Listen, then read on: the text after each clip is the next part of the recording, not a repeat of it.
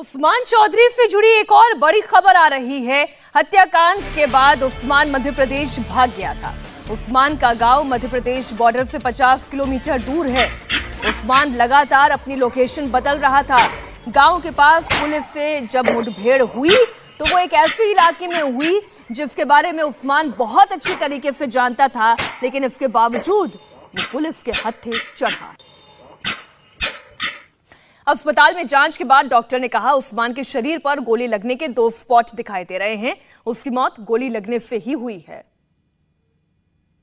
ये उस्मान पेशेंट था और ये ब्रॉड डेड आया हुआ है हमारे हॉस्पिटल में, और इसको हमने ईसीजी करवा के और जो भी एग्जामिनेशन होते हैं करवा के और अभी इसको डिक्लेयर किया गया है। क्या क्या गोली के निशान क्या है?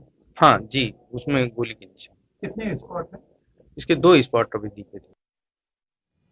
उस्मान चौधरी के एनकाउंटर पर डिप्टी सीएम ब्रजेश पाठक का भी बयान सामने आया है। ब्रजेश पाठक ने कहा कि एक और आरोपी का एनकाउंटर हो गया है। उमेश पाल मर्डर केस के एक गुनहगार को सजा मिलेगी।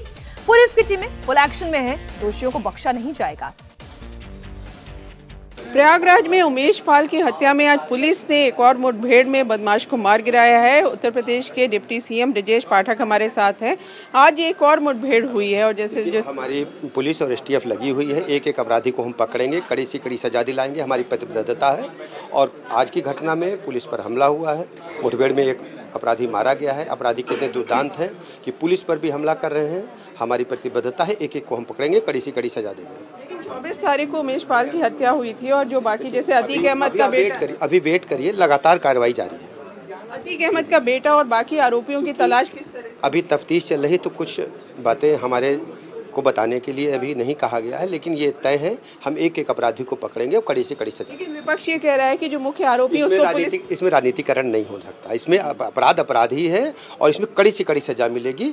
और इसमें हम गंभीरता के साथ कहते हैं, ये चुनौती हमने स्वीकार की है। एक एक अपराधी को पकड़ेंगे, कड़ी से कड़ी सजा देंगे। बहुत धन्यवाद हमसे बात करने का। तो इस तरह से उप मुख्यमंत्री ब्रजेश पाठक का कहना है कि एक एक अपराधी को पुलिस पकड़ेगी और सजा दी जाएगी। एनकाउंटर में मारा गया उस्मान शातिर अपराधी है। उमेश पाल पर उसने सबसे पहले गोली चलाई थी। वो अतीक गैंग का शूटर है और कई अपराधों में शामिल रहा है। उमेश पाल की हत्या में शामिल 2 गुनहगार एनकाउंटर में मारे जा चुके हैं। पहला एनकाउंटर 27 फरवरी को हुआ और अरबाज ढेर कर दिया गया था। दूसरा एनकाउंटर आज की तारीख 6 मार्च को हुआ और उस्मान चौधरी भी मारा गया। 2 आरोपियों का एनकाउंटर हो चुका है, लेकिन 5 अब भी फरार हैं। अतीक अहमद का बेटा असद गोली चलाते हुए दिखा था, वो फरार है। गुड्डू मुस्लिम बम फेंकता हुआ वो बमबाज भी नजर आ रहा था, उसकी तलाश की जा रही है। उमेश पाल पर फायरिंग करने वाले गुलाम मोहम्मद की भी तलाश हो रही है। अतीक गैंग के शूटर साबिर और अरमान भी अब तक फरार हैं। फरार आरोपियों की तलाश में फुल स्पीड में सर्च ऑपरेशन चल रहा है। 20,000 मोबाइल फोन रेडार पर है। अतीक गैंग से जुड़े हुए 150 लोगों की पूछताछ हो चुकी है। तो वहीं पुलिस की 20 टीमें इस वक्त जगह जगह छापेमारी कर रही है और 5 राज्यों में तलाशी चल रही है। फरार गुनहगारों में अतीक का बेटा असद भी शामिल है। सूत्रों के मुताबिक असद को भगाने में मुख्तार अंसारी गैंग ने मदद की है। हत्या की रात 8 बजे तक असद प्रयागराज में ही था। वो फॉर्च्यूनर गाड़ी से लखनऊ भागा। रायबरेली टोल प्लाजा के सीसीटीवी में फॉर्च्यूनर गाड़ी दिखाई दी। असद लखनऊ होते हुए बहराइच भागा। अब उसके नेपाल भाग जाने की खबर है। मुख्तार गैंग की मदद से नेपाल भाग गया है असद, ऐसी जानकारी मिल रही है। बहरहाल हमारे सहयोगी विशाल प्रताप सिंह प्रयागराज से लाइव जुड़ गए हैं। हम सीधा उन्हीं का रुख करते हैं। विशाल, इस एनकाउंटर से जुड़ी हुई तमाम डिटेल्स तो आप लगातार सुबह से इंडिया टीवी के दर्शकों तक पहुंचा ही रहे हैं, लेकिन अभी भी बहुत सारे किरदार ऐसे हैं जो पुलिस की गिरफ्त से बाहर है। आज के एनकाउंटर को लेकर पुलिस ने क्या अभी तक कोई ऑफिशियल स्टेटमेंट दिया और बाकियों की गिरफ्तारी कब होगी या वो भी एनकाउंटर में ढेर किए जाएंगे?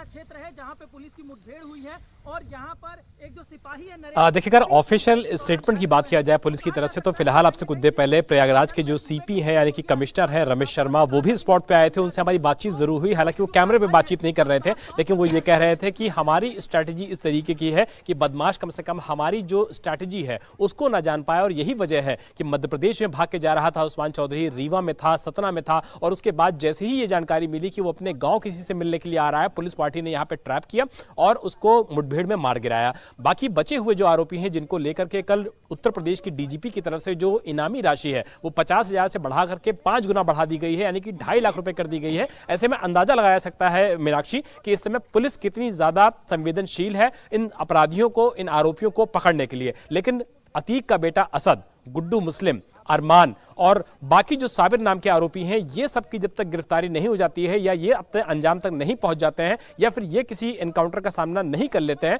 तब तक पुलिस का ये जो अभियान है वो लगातार जारी रहेगा। क्योंकि पुलिस को लगता है कि ये पूरी कड़ियां हैं, इसको लीड कर रहा था असद, भागने में मदद की है मुख्तार अंसारी के गैंग ने। लेकिन जब तक ये सारे शूटर्स पुलिस की गिरफ्त में नहीं आ जाते हैं तब तक निश्चित तौर पर ये जो प्रदेश व्यापी अभियान चल रहा है यूपी पुलिस का, एसओजी का, एसटीएफ का, और जिस तरीके से प्रेशर बिल्डअप किया जा रहा है, लेकिन विशाल इससे एक कदम थोड़ा सा आगे बढ़कर सवाल ये भी है कि अभी अतीक अहमद की कमर तोड़ने का काम तो यूपी पुलिस कर रही है, अपराधियों पर नकेल कस रही है, कुछ का एनकाउंटर हो गया है, कुछ की जमीनें ध्वस्त की जा रही है, किसी के घर गिराए जा रहे हैं, किसी के कहीं कुर्की और जब्ती हो रही है। लेकिन जो असली किरदार है अतीक अहमद खुद, वो साबरमती जेल में बैठकर ये पूरा गैंग कैसे चला रहा है, उस पर फाइनल प्रहार करने की रणनीति क्या है यूपी पुलिस की?